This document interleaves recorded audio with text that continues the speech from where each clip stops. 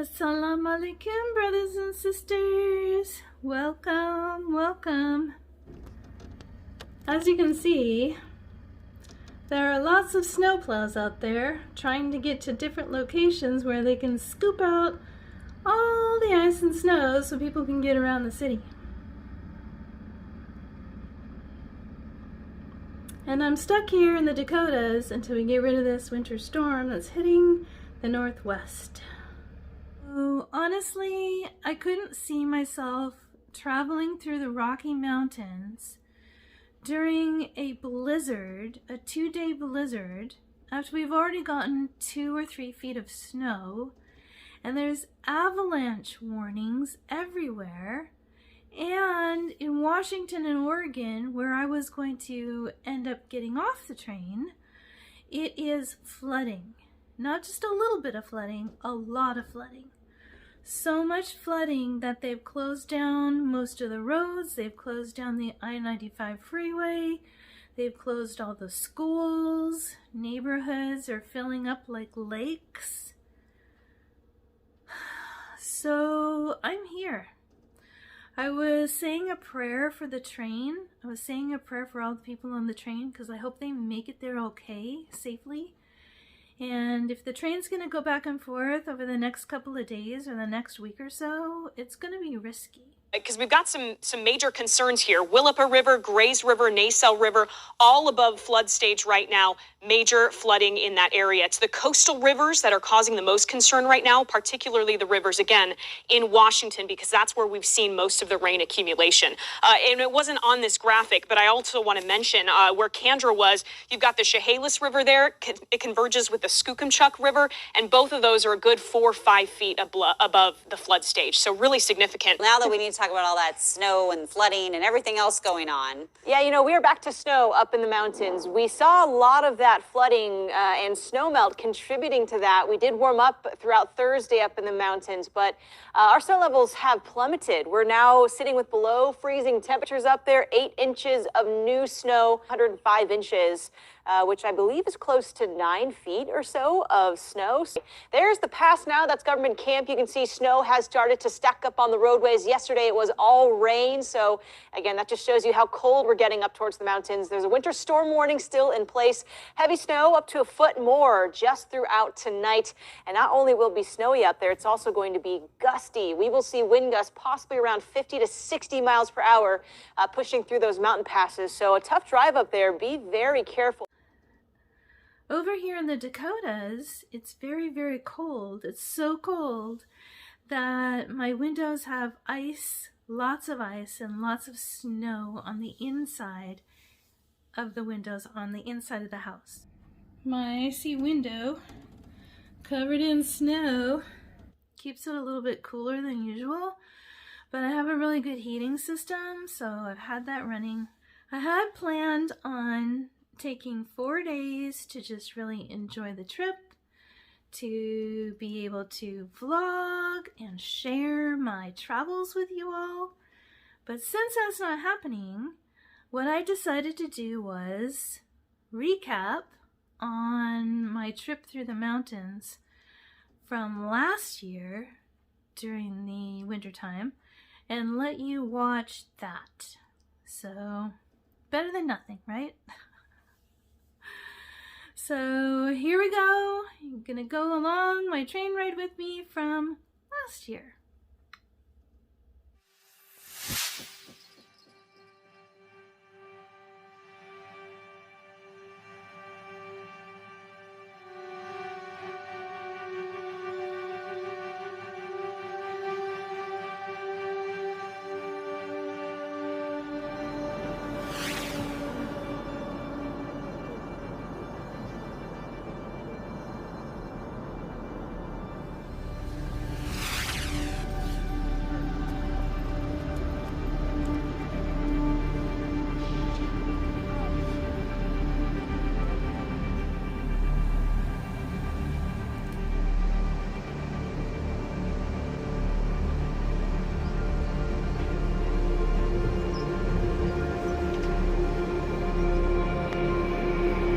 It's 7:30 in the morning and and we are going through the mountains right now. You can see it a little bit, but it's still pretty dark outside. I think this is the only time I can enjoy driving through the mountains is on a train. Otherwise, it's way too stressful, especially in the wintertime.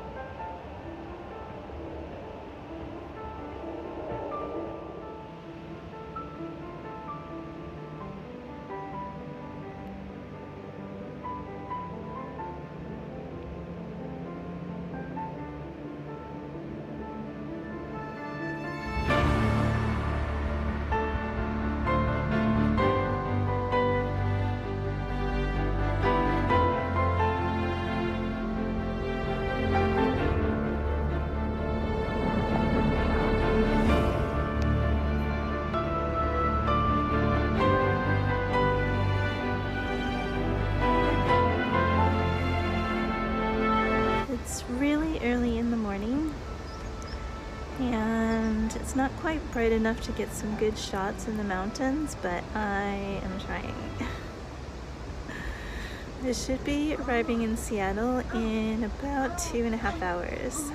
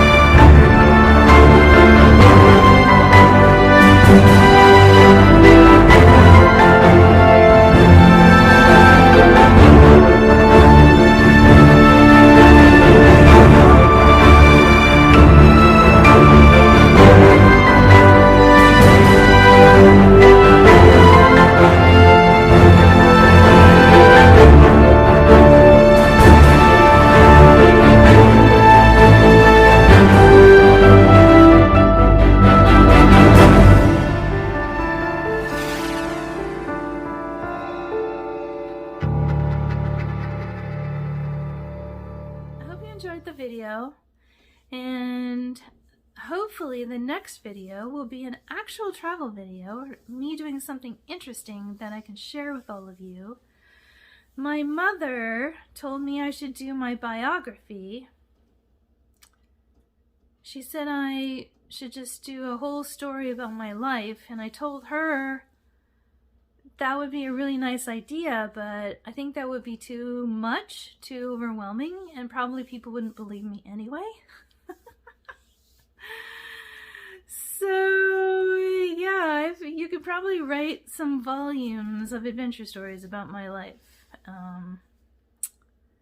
Definitely. Anyway, I am planning on an ice fishing trip with a friend of mine.